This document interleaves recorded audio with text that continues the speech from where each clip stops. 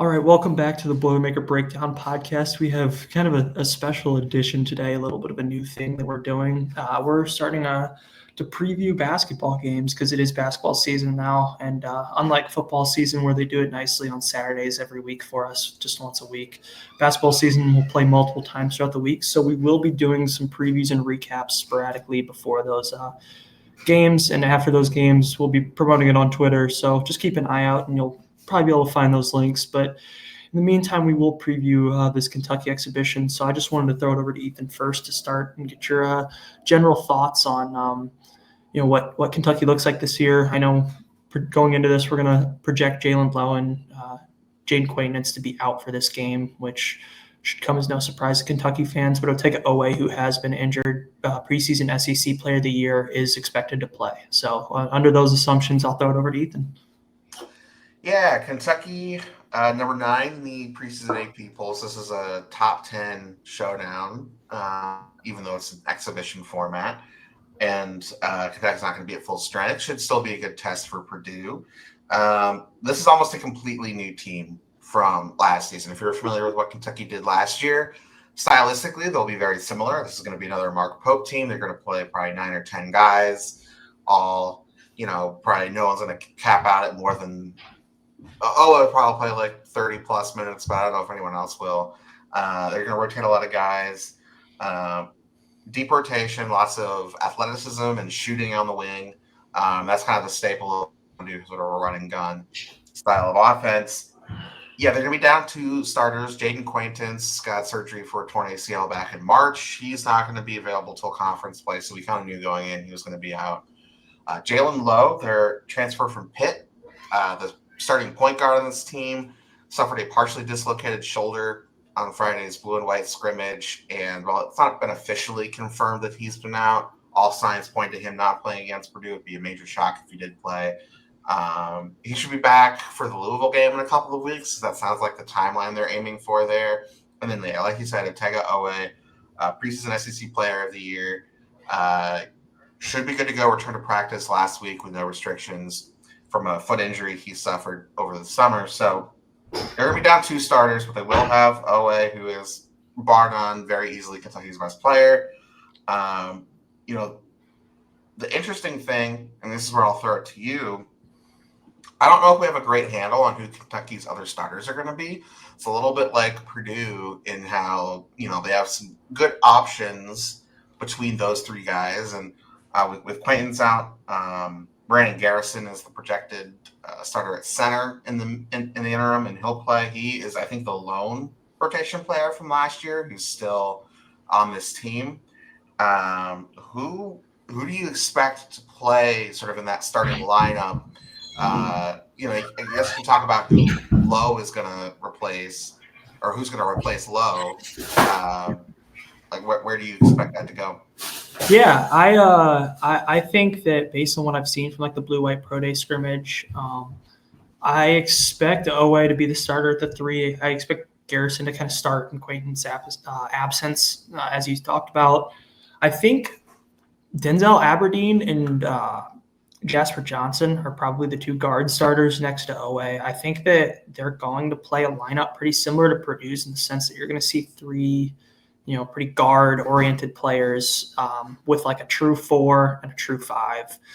Kind of exactly what Purdue's going to play. And I think that it's going to be a really interesting matchup stylistically. I think in Jalen Lowe's absence, Jasper Johnson's going to be the guy that slides into the starting lineup. Denzel Aberdeen probably slides down to the 1, Jasper Johnson at the 2, Otega at the 3. But those 3 are pretty interchangeable. I think Otega is really what makes this team special.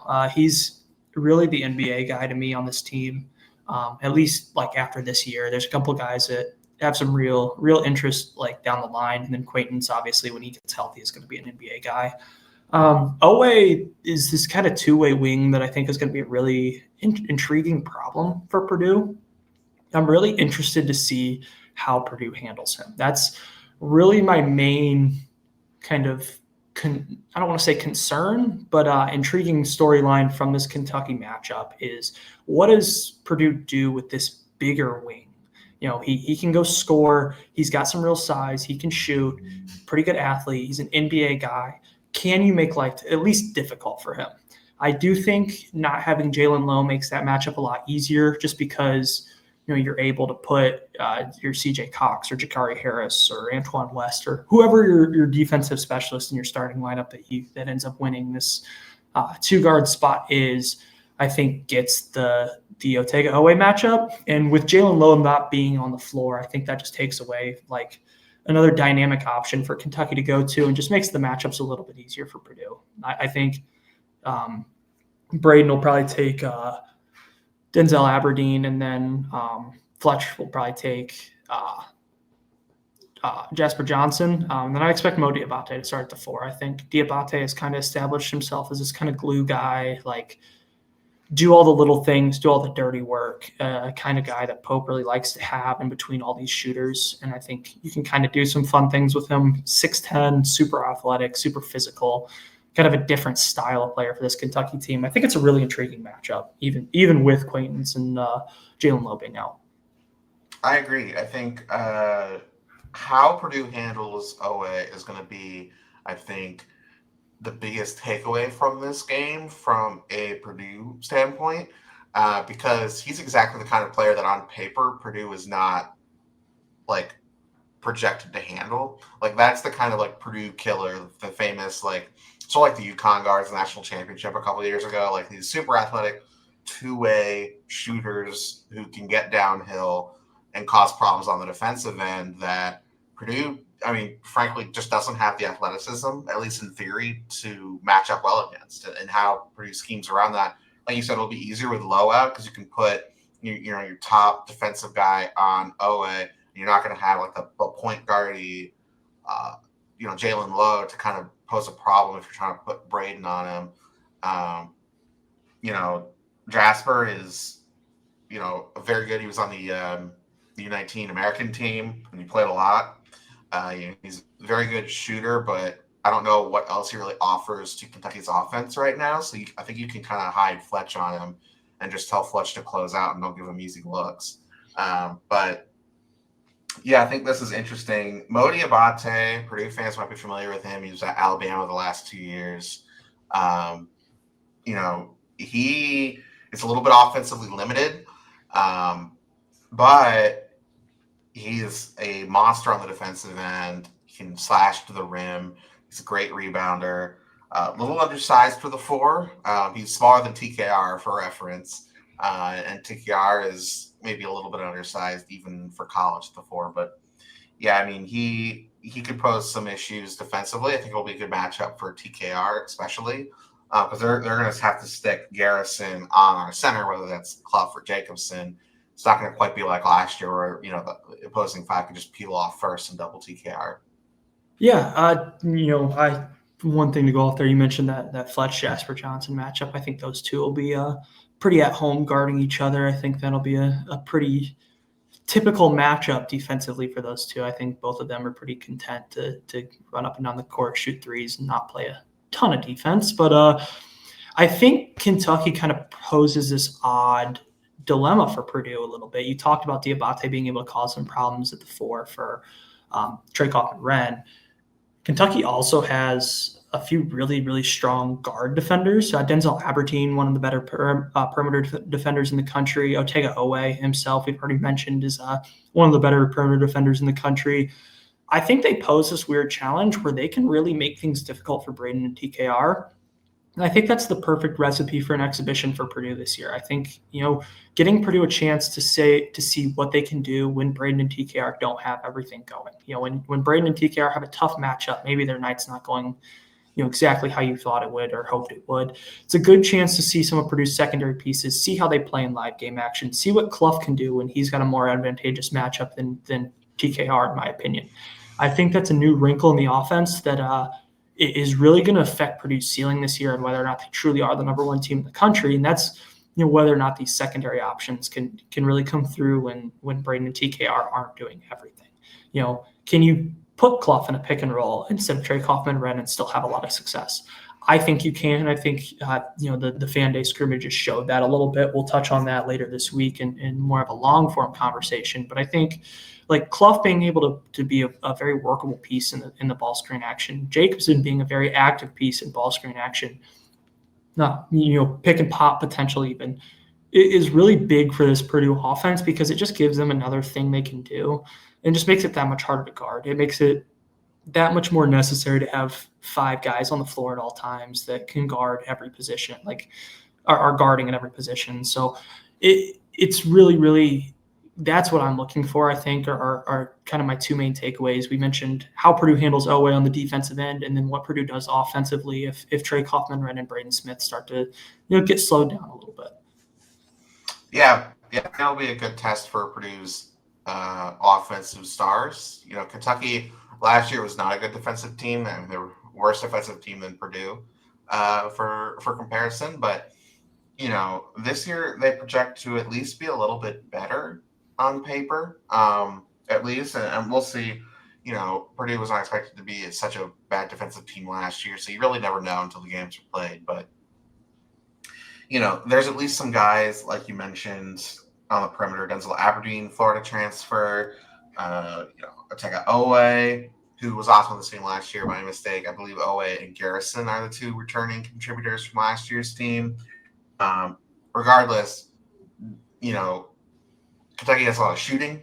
They have a lot of speed, and they have a decent amount of playmaking, even without Lowe. So it'll be a good test for Purdue's defense on the other end as well. How are they going to defend these guys? Because you have, Garrison and then Malachi Moreno, who Daniel Jacobson will be familiar with from the U19 practices, even though Moreno didn't end up making the team, I believe, due to an injury that he suffered right before that event.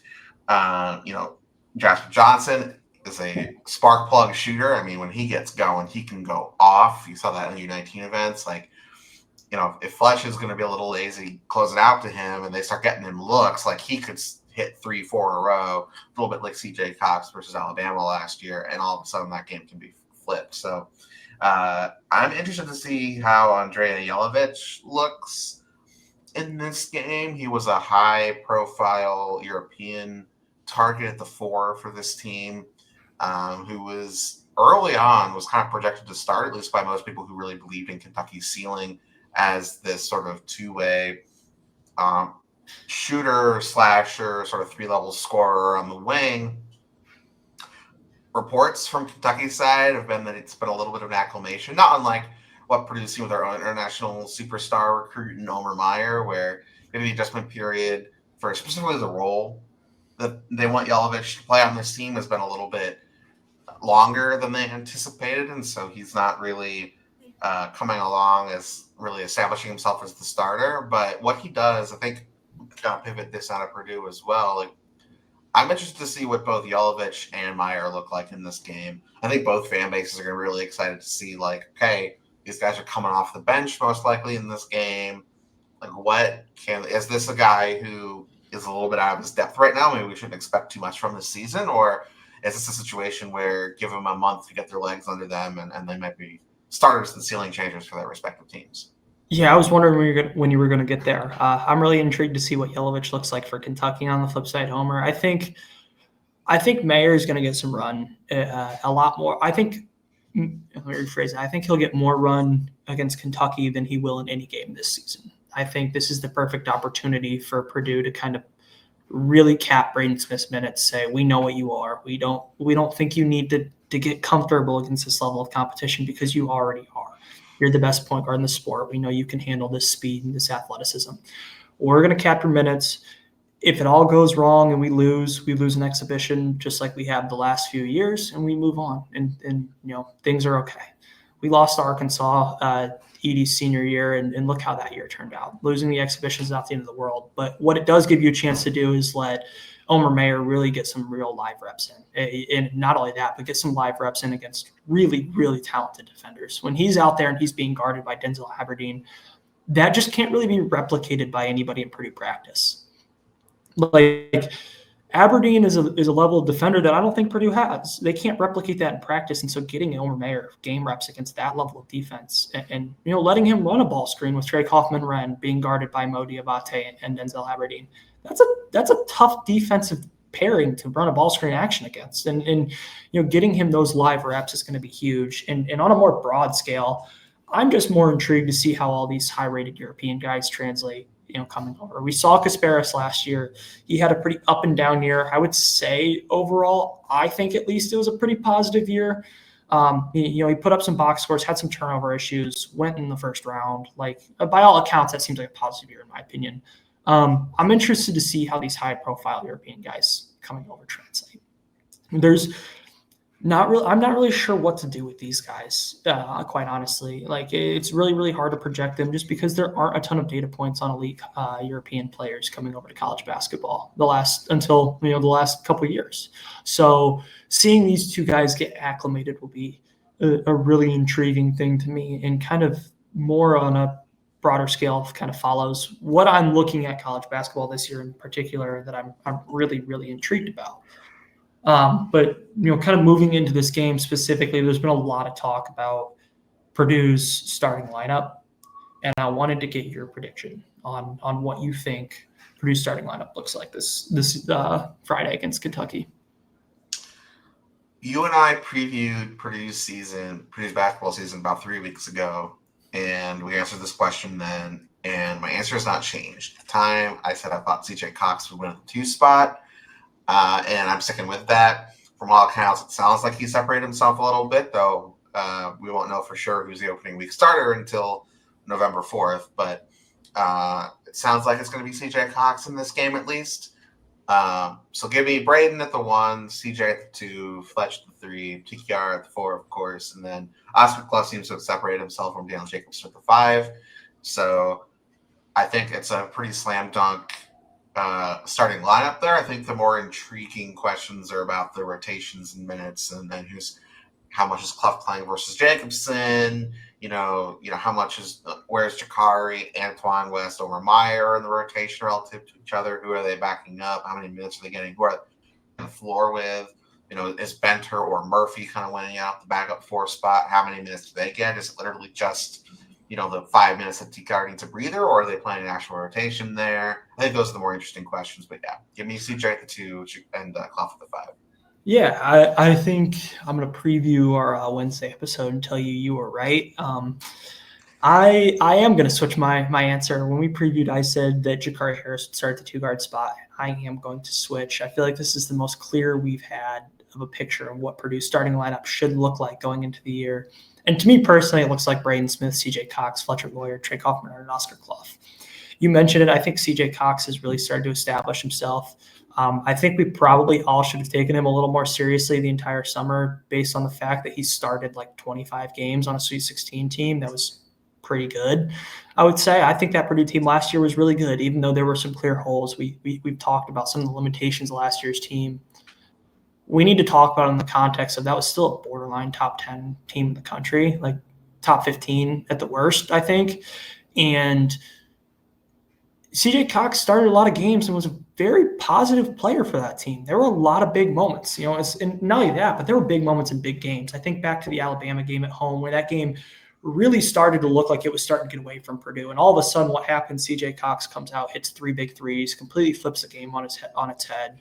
Like, that sort of energy and spark is a big flash, especially for a freshman to show in that moment against that caliber of team. Or you think back to the Michigan game when Michigan came to Purdue and Mackey Arena, and he completely set the tone in that game. I think people forget that that game hadn't even started before CJ Cox had already physically imposed himself over Michigan's backcourt. I mean, he had Trey Donaldson in hell to start that game, to the point where Michigan could not get the ball up the floor to initiate offense to start that game.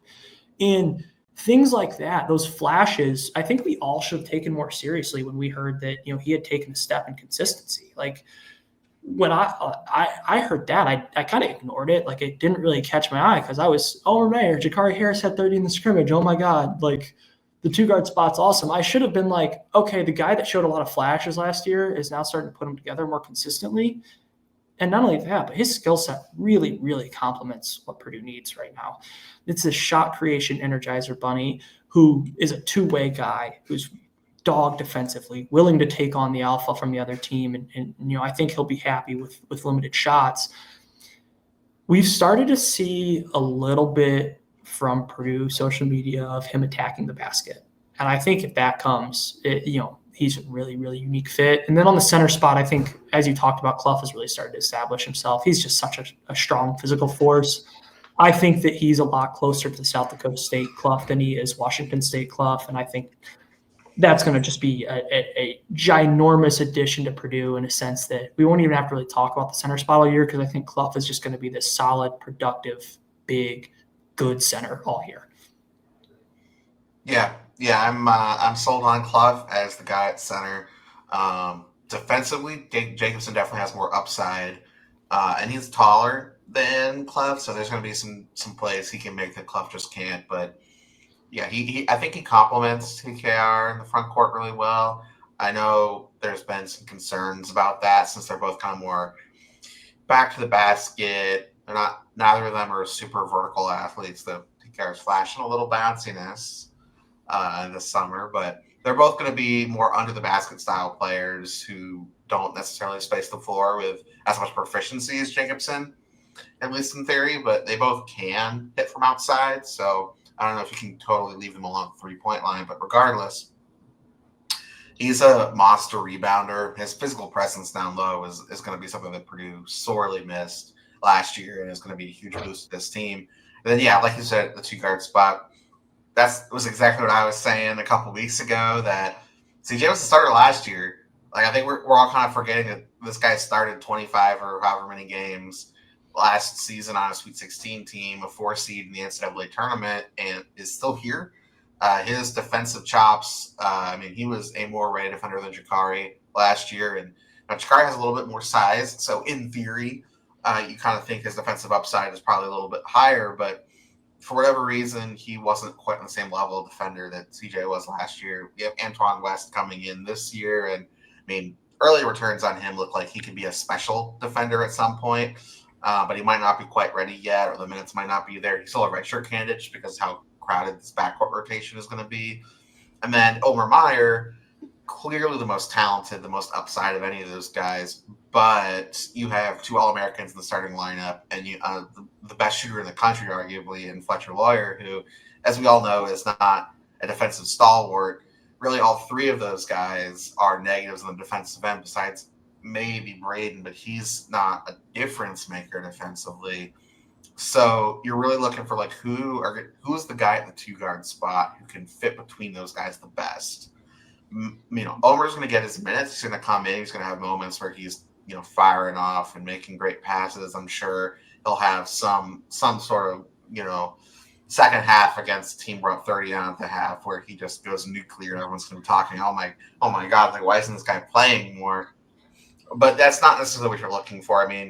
We'll get into more fan day stuff on Wednesday's episode, but you could see in those clips that a lineup with him, Braden, and Fletcher would be essentially unplayable defensively. Like, Purdue would get 0 stops unless the other team was just bricking everything. So it's going to be one of the more defensive-oriented guards in the starting lineup, and CJ was ahead last year, and it doesn't sound like anything's changed. If he's taking a step forward, that's an exciting player. Yeah, I think you touched on it, that I was originally very excited for like a Braden, Omer, Fletcher lineup. I still think we could see that played very, very sparingly. But, man, I think Omer and Braden can play together defensively. I think Omer and Fletch defensively together would be a nightmare. I think Fletcher is not a bad defender in the sense that he can't play in his scheme, because I do think he's a very high IQ defender. He gets overpowered sometimes. He's not the greatest one-on-one defender, and that's okay. I think Omer at times, though, gets lost a little bit off ball, and he's just not positive on the defensive end. And I think that playing those 2 together would almost cancel out their positive offensive impact on the defensive end, unfortunately. But I do think that we'll still see that lineup very sparingly, and I greatly look forward to that game against Rutgers when Omer hits 4 step back threes in the second half when we win by 27, and everybody's like, "Oh my God, why don't we play this guy more?" But on that note, I very excited to see this number 1 overall basketball team play on Friday. Basketball is here. And so with that, we will see you guys on the SEC Network on Friday, if not before that, on the regular Wednesday episode that comes out on Thursday morning. So on that note, I hope we get a great game against Kentucky. I'm very excited to see this. Typically, we'll do a score prediction. I kind of think we should save that since it is an exhibition. I don't think Purdue's going to be taking this in. I do think they'll be taking it seriously. I do not think that they will prepare like it is a traditional regular season game from the coaching staff side. And so I think it's hard to kind of make a score prediction. But on that note, I'm just excited to watch this team play. So thanks for listening, guys. Have a great day.